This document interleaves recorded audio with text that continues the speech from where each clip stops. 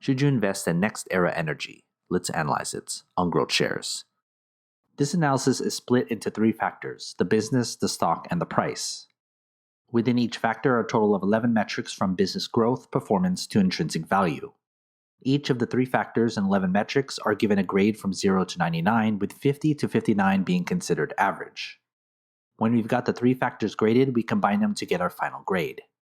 Each company belongs to a specific sector of the economy. My analysis normalizes the data so that we can compare companies between sectors. Most companies will fall into that average range, since most companies are indeed average long-term investments. I'll remind you that this is a long-term analysis, not something you should trade in and out of. I encourage you to pause this video anytime so you can better understand the numbers. Let's first look at the business. The business factor accounts for 45% of the analysis. The business asks the question, is the company a good business to own? I place the most importance on the business because it tells us everything about how the company works. Aside from the final grade, this is where you should put all your focus in this analysis. There are 6 metrics that make up the business factor, from growth and efficiency to market dominance. Each are weighted based on importance to the business. First, growth, which accounts for 30% of the business factor. Growth looks at all the company's growth data and optimizes it into a single percentage, giving us the long-term growth rate of the company. The models tell us that a growth rate of 15% is considered average. Here's our long-term growth rate and growth grade. Next, margins, which accounts for 15%. Margins looks at all the company's dollar output data and optimizes it into a single percentage, giving us the company's output generated for every dollar it keeps for further investments and so forth.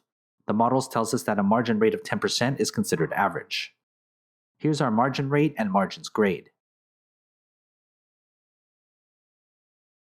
Third, operations, which accounts for 10%. Operations looks at all the company's ratio data against its market price and optimizes it into a single ratio, telling us how effectively the company is running its business. Simply, is the company wasting money as it conducts business? The models tell us that an operations ratio of 12.5 is considered average. Here's our operations ratio and operations grade. Fourth, debt utilization, which accounts for 10%. Debt utilization looks at all the debt that a company has on its books and determines whether enough money is coming in to repay those liabilities.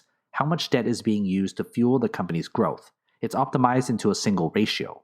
The models tell us that a debt ratio of 0.75 is considered average. Here's our debt ratio and debt utilization grade.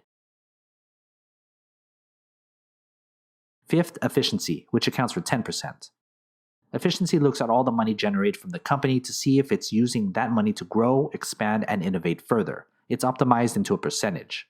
The models tells us that an efficiency rate of 10% is considered average. Here's our efficiency rate and efficiency grade. Lastly, in the business factor is market dominance, which accounts for 25%. Market dominance looks at various competitive data points such as market share or primary product or services, market cap, strength or competitors, and size of customer base. It's optimized into a tier ranking. The models tells us that a market dominance tier 5 is considered average. Here's our tier number and market dominance grade. To recap, here's the 6 metric grades. And when we put them together, we get our business grade. Let's then look at the stock. The stock factor accounts for 35% of the analysis. The stock asks the question, will the company's stock perform well enough in the future to justify an investment? I place this much importance on the stock because we still want to hold an asset that grows over the long run, and a good history of stock growth and a good entry is key to long-term success. There are 4 metrics that make up the stock factor, from performance to Wall Street. Each are weighted based on importance to the price. First, stock performance, which accounts for 30% of the stock factor. Performance looks at how well the company's stock has done over a 1, 3, 5, and 10-year period, if applicable, and then compares it with the same timeframes as its sectors and that of the S&P 500. It's optimized into a percentage to see how well the company's stock has grown. The models tell us that a performance rate of 0% is considered average. Here's our performance rate and performance grade. Next are dividends, which accounts for 30%. Dividends looks at how much the company is paying out to shareholders as a percentage yield. signifying a considerate and consistent income source for long-term investors. The models tells us that a dividend yield of 1.75% is considered average. Here's our dividend yield and dividends grade. Third, technicals, which accounts for 20%. Technicals looks at all the chart data focusing on the 50 and 200-day moving averages, along with the stock's RSI to give us an idea of what shorter-term investors see or hope for. It's optimized as a percentage. The models tells us that a technical rate of 5% is considered average. Here's our technical rate and technical grade. Lastly, in the stock factor is Wall Street, which accounts for 20%. Wall Street looks at the conclusive grades other analysts have given the company. The data is optimized as a ratio that tells us the sentiment of what Wall Street thinks of the company. The models tells us that a Wall Street ratio of 3 is considered average. Here's our Wall Street ratio and Wall Street grade. To recap, here's the 4 metric grades. And when we put them together, we get our stock grade. Let's then look at the price. The price factor accounts for 20% of the analysis. The price asks the question, what is the most you should pay for the company?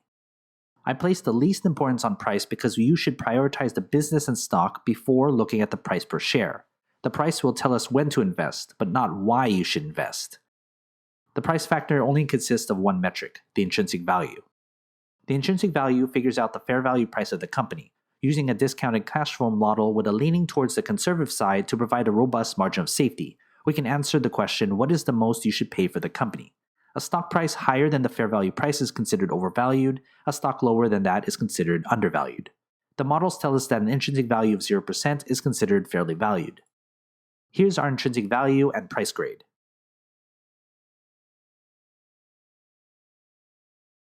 Before we calculate our final grade, consider becoming a GrowthShares Patreon member and get access to my spreadsheet with every grade from every company I've analyzed. It's updated all the time. Head to patreon.com/GrowthShares or click on the link in the description. By combining the business, the stock, and the price, we can get the overall outlook of the company, which gives us this final grade and its type of investment. This analysis uses public financial data, research, and a proprietary algorithm to come up with this company's grades. But what are your thoughts? Do you agree? Want to talk business? Email me and follow the instructions on the screen. Invest wisely, and as always, take care of your money.